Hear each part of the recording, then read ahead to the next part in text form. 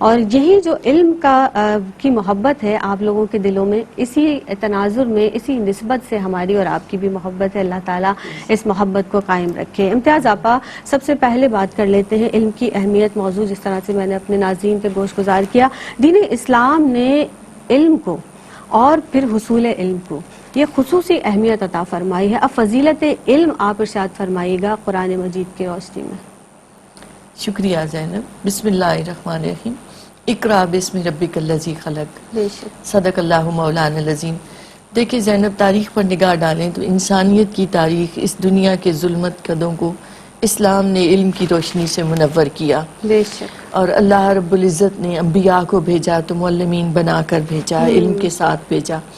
پہلی وحی اترتی ہے جس سے میں نے آغاز کیا تو علم کی اہمیت اس سے اجاگر ہو رہی ہے کہ اللہ نے فرمایا اقرأ بسم ربک الذی خلق، پڑھو اس پروردگار کے نام مبارک کے ساتھ جس نے تمہیں پیدا کیا۔ پھر آپ دیکھیں تو حضرت آدم علیہ السلام کو بنایا گیا، وہ پورا واقعہ مذکور ہے قرآن مجید میں سورہ بقرہ میں، اور ان کی فضیلت کا سبب جو بتایا گیا، ملائکہ کو عالم ملکوت کو جب کہا گیا کہ سجدہ کرو تو اس وقت ان کی فضیلت کا سبب جو ٹھہرایا گیا وہ علم تھا۔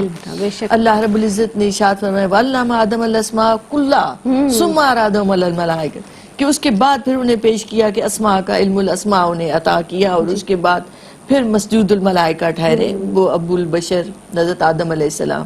پھر آپ دیکھیں تو اللہ رب العزت نے سورہ رحمان میں فرمایا الرحمن علم القرآن، کہ اللہ نے اس رحمان نے، اس رحیم نے تمہیں قرآن کا علم عطا فرمایا، قرآن سکھایا۔ تو ہمیں یہ یاد رکھنا چاہیے کہ دیکھیں علم کا اصل سرچشمہ وہ ذات بابرکات اللہ کی ذات ہے۔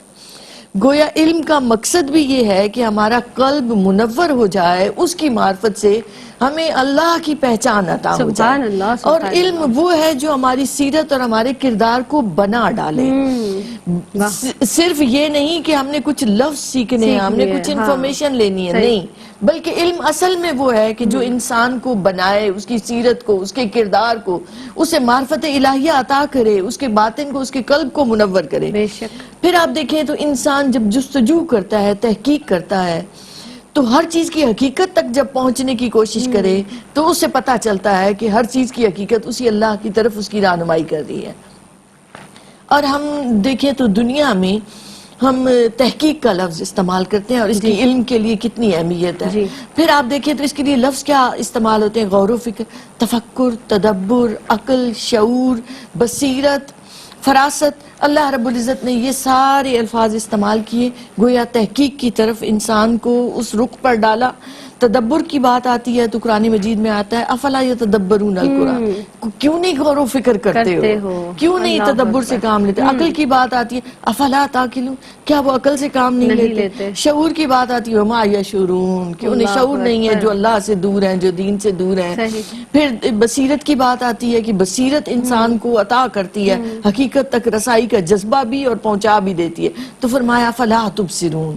پھر آپ دیکھیں تو تفکر کی بات آتی ہے تو فرمایا ان فی ذلک لآیۃ لقوم یتفکرون، وہ لوگ جو غور و فکر کرتے ہیں ان کے لیے نشانی ہے۔ پھر حکمت علم کا وہ سرچشمہ ہے کہ جس سے انسان کو وہ دانائی عطا ہوتی ہے، وہ بصیرت عطا ہوتی ہے، تو فرمایا من یؤت الحکمۃ فقد اوتی خیرا کثیرا، دانائی، علم و حکمت کو اکٹھا رکھا اور پھر فرمایا جسے دانائی عطا ہوگی، خیر کثیر عطا ہو گئی۔ پھر ایک اور لفظ استعمال ہوتا ہے متوسم، یہ کہتے ہیں فراست والوں کو، جیسے نبی کریم علیہ السلام نے فرمایا مومن کی فراست سے ڈرو، وہ اللہ کے نور سے دیکھتا ہے۔